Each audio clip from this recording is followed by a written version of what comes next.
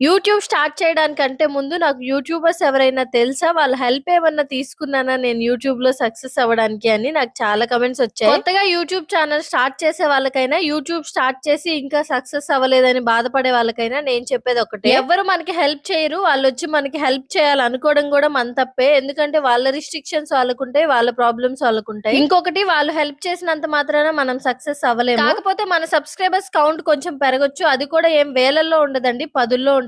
మహా అయితే వందల్లో ఉంటదేమో అంతే. కొన్ని వీడియోస్ కి కొంచెం వ్యూస్ ఎక్కువ పెరగొచ్చు. మన వీడియోస్ బాగుంటే చూస్తారు గానీ వాళ్ళెవరో చెప్పారు కదా అని ఇంక అదే పనిగా మన వీడియోస్ అయితే చూడరు కదా. సో మనం చేయాల్సింది ఏంటంటే ఓన్ కంటెంట్ తో జెన్యూన్ గా వీడియోస్ చేస్తే ఇవాళ కాకపోయినా ఇంకో సంవత్సరానికో 2 సంవత్సరాలకో అయినా మన ఛానల్ గట్టిగా నిలబడుతుంది. మన సక్సెస్ కి మనమే కర్త కర్మ క్రియ కావాలి. ఎవరి హెల్ప్ అయినా తీసుకున్నాం అనుకోండి, రేపు మనం సక్సెస్ అయిన తర్వాత వాళ్ళు వచ్చి ఇదంతా మా వల్లే అని చెప్పుతూ ఉంటారు. ఆ ఒక్క మాటతో మన కష్టం అంతా బూడిదలో పోసిన పన్నీర్ అవుతుంది.